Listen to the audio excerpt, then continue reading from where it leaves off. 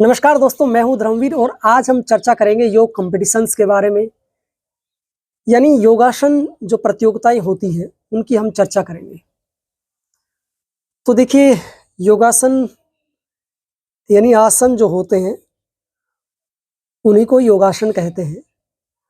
और आज आसन जो है एक खेल का रूप भी ले चुके हैं, एक स्पोर्ट्स बन चुका है और भारत में उसको मान्यता भी मिल चुकी है।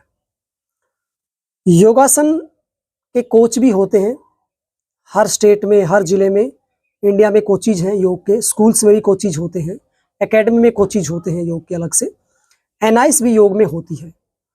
तो देखिए, योगासन प्रतियोगिताएं होती हैं जिला स्तर से लेकर राज्य स्तर, राष्ट्रीय स्तर, एशियाड, कॉमनवेल्थ में अभी नहीं गया है लेकिन इन फ्यूचर चला जाएगा ओलंपिक तक। और खिलाड़ियों को बेनिफिट भी मिलना शुरू हो गया है। यानी जैसे दूसरे खेलों में खिलाड़ियों के लिए वैकेंसी निकलती हैं, स्पेसिफिक गेम्स मांगते हैं रेलवे में या दूसरे उसमें, इसी प्रकार योगासन भी उनमें शामिल होता है। जैसे जूडो, फुटबॉल, क्रिकेट, वॉलीबॉल, ये जो 20, 25, 30 जो पुराने गेम हैं जो ओलंपिक में शामिल हैं, उनके जो खिलाड़ी होते हैं वो उनके लिए वैकेंसी निकलती हैं और वो सेलेक्ट भी होते हैं। तो इसी तरह उन खेलों में योग को भी शामिल किया गया है। तो देखिए, योगासन में प्रतियोगिताएं जो होती हैं प्राइमरी लेवल पर भी होती हैं। जो बच्चे 5वीं क्लास तक पढ़ते हैं उनकी भी प्रतियोगिताएं होती हैं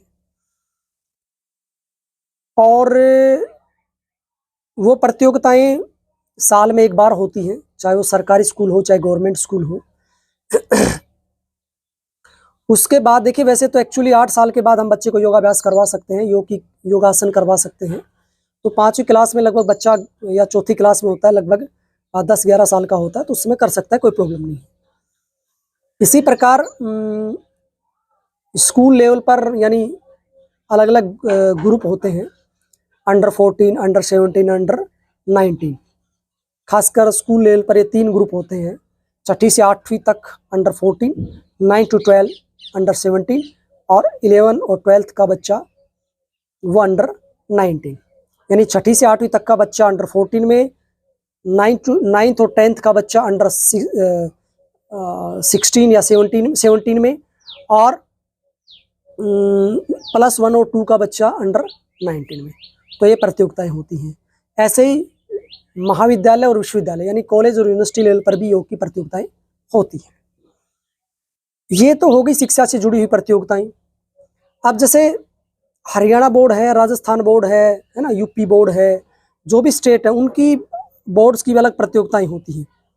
एजुकेशन जो बोर्ड होते हैं ना, सीबीएसई जो बोर्ड होता है, उनकी अलग प्रतियोगिताएं होती हैं। जैसे सीबीएसई बोर्ड में हरियाणा बोर्ड है, राजस्थान बोर्ड है, जो स्टेट बोर्ड है वो पार्टिसिपेट नहीं कर सकते हैं, लेकिन सीबीएसई बोर्ड के बच्चे हैं वो हरियाणा बोर्ड वालों में पार्टिसिपेट कर सकते हैं और सीबीएसई वाले में पार्टिसिपेट कर सकते हैं। दूसरे कुछ प्रतियोगिताएं जैसे जवाहर नवोदय विद्यालय होते हैं, उनके बच्चों के अलग से ही प्रतियोगिताएं होती हैं जवाहर नवोदय विद्यालयों की। ऐसे ही जो सेंटर स्कूल होते हैं, केंद्रीय विद्यालय होते हैं, उनकी अलग से भी प्रतियोगिताएं होती हैं। यानी केंद्रीय विद्यालय का बच्चा अपनी जो केंद्रीय विद्यालयों की प्रतियोगिताएं योगासन जो होती है उसमें भी पार्टिसिपेट कर सकता है, सीबीएसई में पार्टिसिपेट कर सकता है, हरियाणा बोर्ड में पार्टिसिपेट कर सकता है और ओपन में भी पार्टिसिपेट कर सकता है। ओपन कहने का मतलब कुछ फेडरेशन भी प्रतियोगिताएं करवाती है, उसमें भी पार्टिसिपेट वो कर सकता है। अलग अलग स्टेट में या राष्ट्रीय अंतर्राष्ट्रीय स्तर की कई फेडरेशन है जो मान्यता प्राप्त है, उसमें वो पार्टिसिपेट कर सकता है।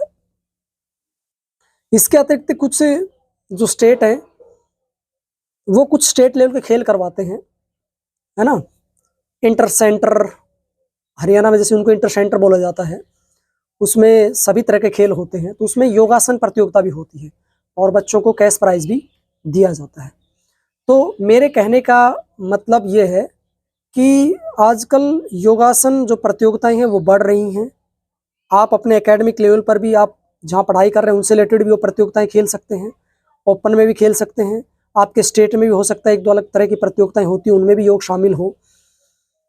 ऐसे ही कॉलेज लेवल पर और विश्वविद्यालय लेवल पर भी इंटर कॉलेज, इंटर यूनिवर्सिटी प्रतियोगिताएं होती हैं और उनमें टीम, है ना, कुछ इंडिविजुअल होती हैं प्रतियोगिता। अब तो काफ़ी तरह के इवेंट योग में भी हो गए ना, कई तरह के इवेंट बन गए इसमें भी। यानी इसमें आप इंडिविजुअल भी खेल सकते हैं, टीम गेम भी खेल सकते हैं, है ना। स्कूल में जैसे टीम बन के जाती है, सीबीएसई में भी, हरियाणा, राजस्थान, यूपी, पंजाब, इन सब बोर्ड्स में। कॉलेज और यूनिवर्सिटी लेवल पर भी टीम बन के जाती है, उसमें इंडिविजुअल भी आपको निकालते हैं पोजीशन और टीम की भी निकालते हैं। टीम का लेकिन ज़्यादा महत्व रहता है। लेकिन जो योगासन भारत है या नेशनल योगासन स्पोर्ट्स फेडरेशन है, इनकी जो प्रतियोगिताएं होती हैं, इसमें मेल और फीमेल की तो अलग होती हैं, सभी जगह ही होती हैं, चाहे स्कूल हो, चाहे कॉलेज हो, चाहे ओपन प्रतियोगिताएं हो। और एज ग्रुप भी अलग अलग होता है, सभी में अलग अलग है। जैसे मैंने स्कूल का बताया, 14 बस, अंडर 14, अंडर 17, अंडर 19। ऐसे कॉलेज यूनिवर्सिटी में 25 साल से ऊपर का नहीं होना चाहिए। ऐसे कुछ ओपन प्रतियोगिताएं होती है, उसमें 25 साल से या कुछ में 30 साल से ऊपर नहीं होना चाहिए, है ना। और कुछ कुछ ओपन ऐसी होती है जिसमें अलग अलग कैटेगरी बना दी जाती है, under 10, under 20, under 30, under 40, under 50, under 60, above 70, इस तरह से अलग अलग हो सकती हैं। और ये दोनों ही कैटेगरियाँ मेल और फीमेल के अलग अलग होती हैं। इसी प्रकार इन कैटेगरी के अंदर भी फिर कई, मतलब आप ट्रेडिशनल योगासन प्रतियोगिता में भाग ले रहे हैं, या ग्रुप इवेंट में भाग ले रहे हैं, या आप आर्टिस्टिक योगासन में हैं। सिंगल आर्टिस्टिक अलग होता है, जिसमें अकेला डांस की तरह से योग करता है। आर्टिस्टिक पेयर अलग होता है। और तीसरा रिदमिक जो होता है, रिदमिक पेयर, वो अलग होता है। तो इसमें भी देखिए कितनी तरह की प्रतियोगिताएं होती हैं। साथ में जो दिव्यांग है या हैंडीकैप है, उनके लिए अलग से प्रतियोगिताएं होती हैं। तो मेरे कहने का मतलब, आज योगासन जो है एक अच्छा स्पोर्ट्स का रूप ले चुका है, और बहुत से बच्चों को इसमें रोजगार भी मिला है, जॉब भी मिली है।